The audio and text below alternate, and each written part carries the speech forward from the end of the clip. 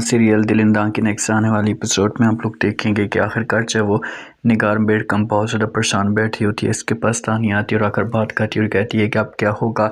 اب تو زاویار کو سب کچھ پتہ لگ چکا ہے اور آپ کے جتنے بھی خواب ہیں سارے کے سارے ادھورے ہو جائیں گے۔ نگار بیگم یہ بات سنتی ہے تو صاف الفاظ میں انکار کر دیتی ہے۔ تانی کو اسے کہتی ہے کہ آپ لوگ اس بات کو نہیں سمجھتے کہ اس وقت میرے دماغ کے اندر کیا کچھ چل رہا ہے، بس آپ لوگوں کو پریشان ہونے کی کوئی بھی ضرورت نہیں ہے۔ میں ایسا کام کروں گی کہ یہ کبھی بھی اس گھر میں کامیاب نہیں ہوگی، ہم بچہ ہی اس کا ضائع کروا دیں گے۔ تو تانیہ یہ بات سنتی ہے تو کہتی ہے وہ کیسے؟ ساتھ میں وہ جویریہ بھی موجود ہوتی ہے، اپنی ماں کو کہتی ہے کہ ماں جی آپ جیسا بھی سوچنے کی کوشش کر رہی ہیں اتنا آسان نہیں ہے، اس میں صرف اور صرف ہمیں نقصان ہوگا، آپ کو میں اتنا بتا دوں اپنے مقصد میں کبھی بھی کامیاب نہیں ہوں گے۔ تو نگار بیگم صاف الفاظ میں انکار کر دیتی ہے، تانیہ کو سمجھانے کی کوشش کرتی ہے اور کہتی ہے کہ آپ اس معاملے پہ ٹینشن نہ لیں،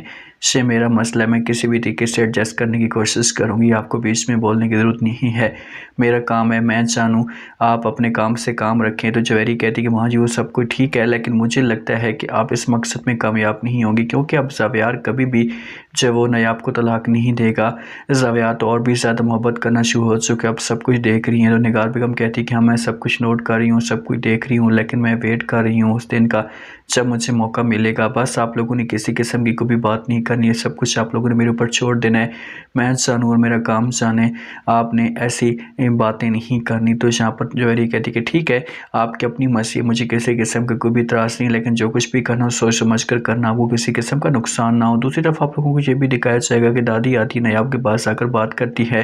سمجھانے کی کوشش کرتی ہے اور کہتی ہے کہ دیکھو نیاب، میں ابھی بھی آپ کو یہی بات کہوں گی کہ آپ جو کچھ بھی ہو جائے، آپ کے اوپر جتنی بھی باتیں ہیں، کتنی بھی پریشانیاں ہیں، آپ کے نے کبھی کسی بھی صورت میں نہیں چھوڑ کر جانا زاویار کو۔ مجھے سب کچھ پتہ ہے کہ سے آپ کے اوپر جھوٹا الزام لگائیں گے، آپ کو تنگ کرنے کی کوشش کریں گے، ذلیل کریں گے، لیکن پھر بھی آپ نے ڈٹ کر کھڑے رہنا ہے۔ اگر آپ کمزور ہو گئی، اگر آپ پریشان ہو گئی، تو میں آپ کو یقین کے ساتھ کہہ سکتی ہوں کہ پھر سے لوگ آپ کو اس گھر سے نکلوا دیں گے۔ نیاب یہ بات سنتی ہے تو وہ کہتی ہے کہ اب میں کیا کروں، مجھے کوئی سمجھ نہیں آ رہی، میں جتنا بھی اپنے آپ کو ٹھیک کرنے کی کوشش کرتی ہوں، میری ماں جیسے میں اس کے ساتھ عزت کے ساتھ بات کرتی ہوں، لیکن پھر بھی میری بات کے اوپر کوئی بھی یقین نہیں کرتا۔ تو دادی کہتی ہے وہ سب کچھ مجھے پتہ ہے، میں سب کچھ جانتی ہوں، سمجھتی ہوں، اسی وجہ سے تو آپ کو یہ سب کچھ کہہ رہی ہوں، آگے آپ کی اپنی مرضی ہے، اگر آپ کمزور ہوئیں اور اپنے آپ کو کمزور ثابت کرنے کی کوشش کی تو پھر یہ آپ کا فائدہ اٹھا دیں گے اور آپ کو جو ہمیشہ کے لیے گرا دیں گے۔ آگے آپ کی اپنی مرضی، آپ چاہیں اور آپ کا کام چاہیں۔ تو یہاں پر جو فوراً نیاب جواب دیتی اور کہتی ہے کہ اچھا ٹھیک ہے، میں کوشش کروں گی اپنے آپ کو ٹھیک کرنے کی۔